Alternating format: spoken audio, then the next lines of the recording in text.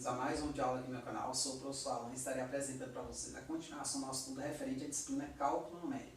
E o tema do vídeo aqui é tratamento genérico dos exemplos anteriores envolvendo número condicional. Então, gente, nos vídeos passados, aí na playlist Cálculo na versão tecnológica, nós abordamos o tema número condicional, que é um número que mede o quanto perturbações realizadas, né, em coeficientes de um sistema linear, elas são impactantes na sua resposta final, né? O quanto a sua resposta que você obtém e a solução exata, elas se divergem, certo? E o condicional é capaz de medir isso. No exemplo em questão, nós consideramos esse sisteminha aqui, tá certo? Cuja solução exata é 1, 1. O que acontece? A gente estudou o exemplo em duas situações.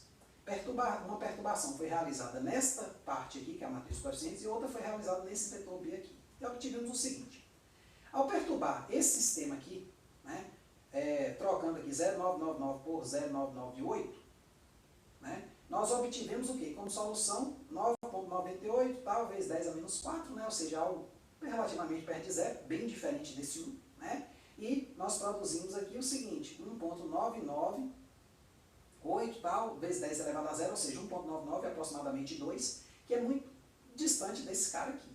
Certo? Então, uma perturbaçãozinha pequena dessa produziu uma solução bastante diferente desta aqui. Né? Enquanto que essa aqui é 1, essa aqui foi algo em torno de 10 a menos 4 e em torno de 2. Então, assim, ficou bem diferente.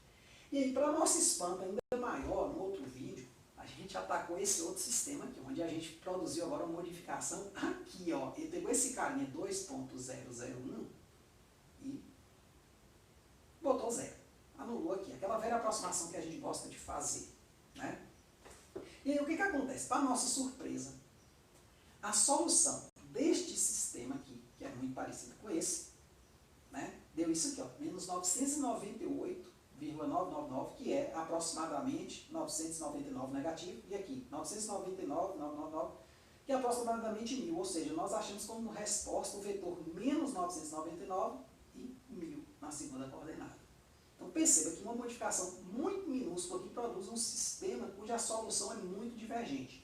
Intuitivamente, né, até antes do vídeo passado, muitas vezes a gente era levado a pensar o seguinte: poxa, se eu resolver esse sistema aqui, ou esse, eu vou ter soluções próximas desse. Isso pode ocorrer, só que a gente tem que analisar primeiro o número condicional. Porque o número condicional alto, ele vai provocar exatamente essa divergência.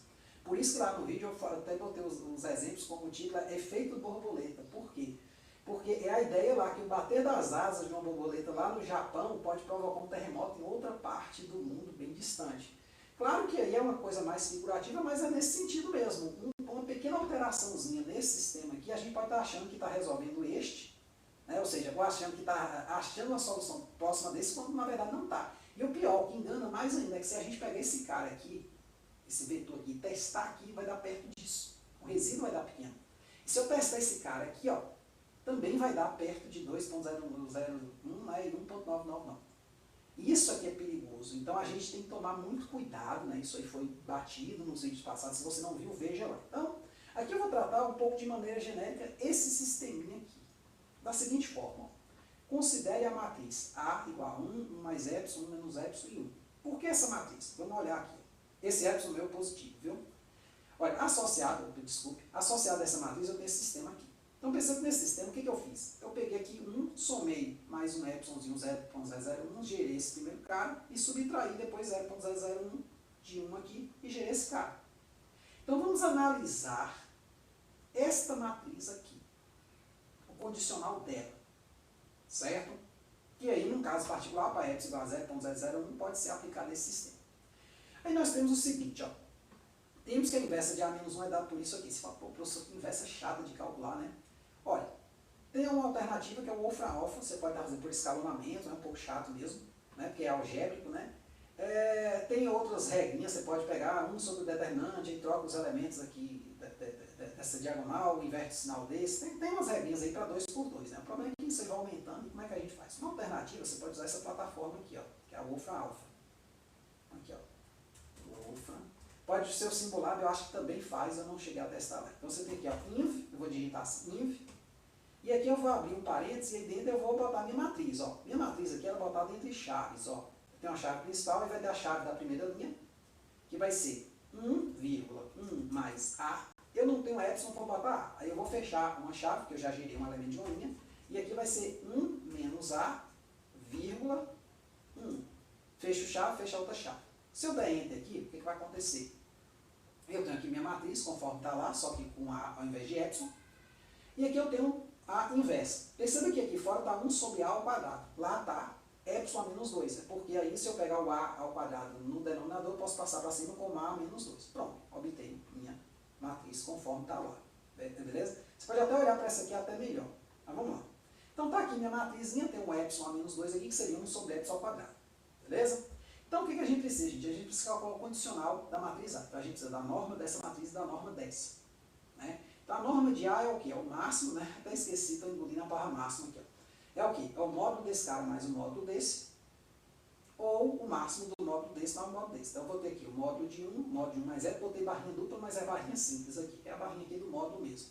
Então 1 mais epsilon, vou calcular esse cara, vai dar 2 mais epsilon, e aqui vou calcular 1 menos epsilon mais 1. 1 menos epsilon mais 1. Aí eu percebo assim, como o epsilon é positivo, esse cara aqui está sendo subtraído. Né? Então ele está ficando menor. Então, na verdade, quem vai ganhar é esse aqui. Então, a norma de A é 2 mais epsilon. Quando eu for para a norma de A menos 1, eu tenho que lembrar de jogar esse epsilon menos 2 ficar para dentro. Porque eu calculo a norma da matriz toda e não só do pedaço aqui. Então, esse epsilon menos 2 estando aqui, eu tenho que multiplicar esse cara, multiplicar esse, fazer a multiplicação e escalar pela matriz. Então, o módulo aqui vai ser o quê? A norma aqui vai ser o módulo desse cara, mais o módulo desse, multiplicado por epsilon menos 2, tá certo? Está aqui. E aqui, o módulo desse cara, vezes epsilon menos 2, e esse cara, vezes epsilon menos 2. Pronto, está aqui. Então, ó, eu vou perceber que o maior dos valores vai ser epsilon a menos 2 mais epsilon a menos 2 vezes 1 mais epsilon. Porque como tem um módulo aqui, você pode considerar sinal positivo para os dois, porque ambos são positivos, né? E o sinal de menos aqui, você sabe que eles vão trocar de sinal.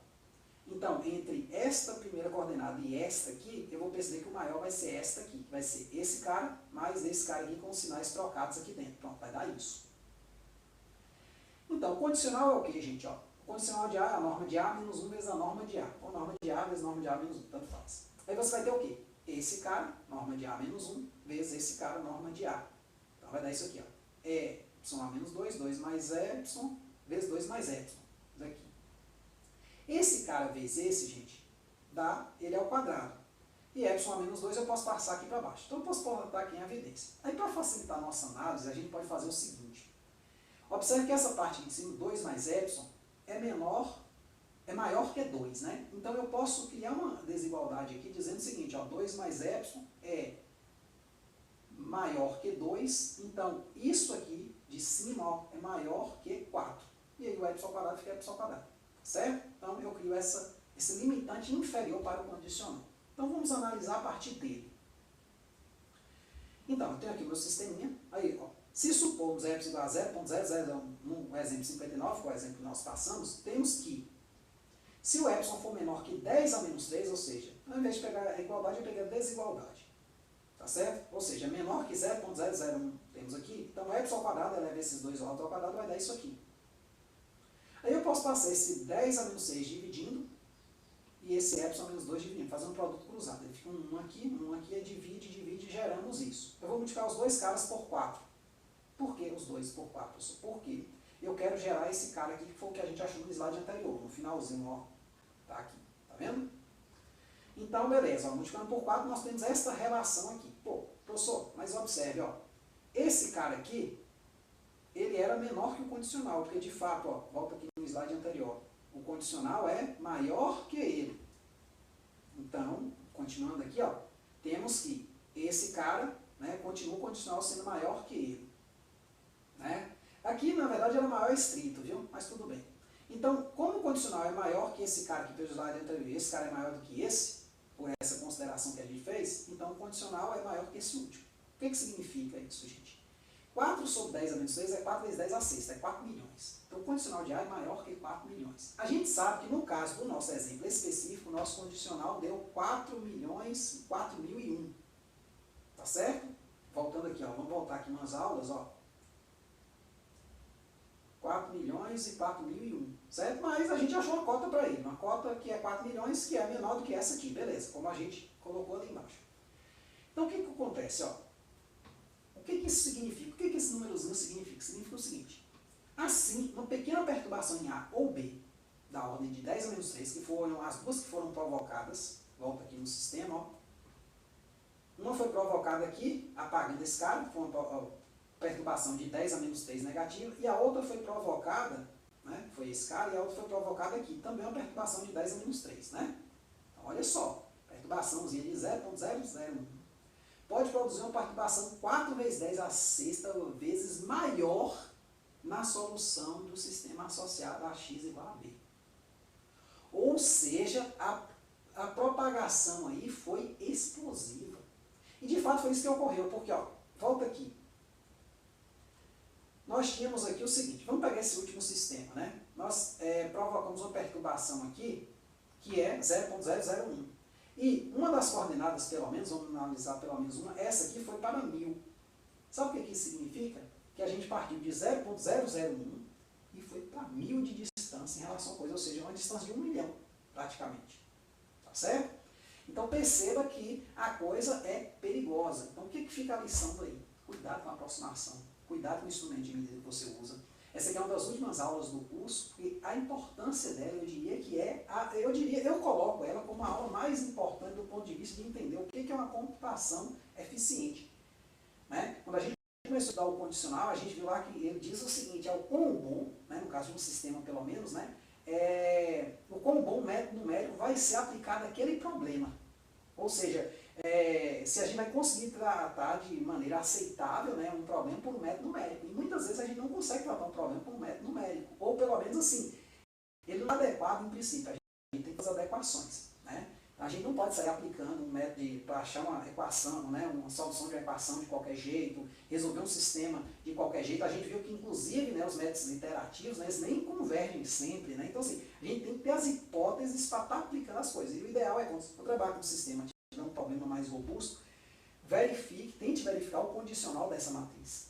Tá certo? Porque senão você vai mandar o computador resolver aquilo ali, e aí ele vai chegar numa resposta, você vai tomar aquilo como resposta certa, pode tomar aquilo como resposta, e aí o problema é perigoso. Eu sempre digo que muitas vezes você não acha a solução de um problema do que você achar uma solução incorreta. Né? Uma resposta incorreta daquele problema. Porque se você não acha a solução, você continua procurando. Quando você acha alguma coisa que você acha que é a solução, não faz as verificações corretas, aí a coisa pode sair, né? O tiro pode sair pela culatra. Certo? Então é isso aí, espero que tenham entendido, tenham gostado. Muito obrigado, gente. Até a próxima.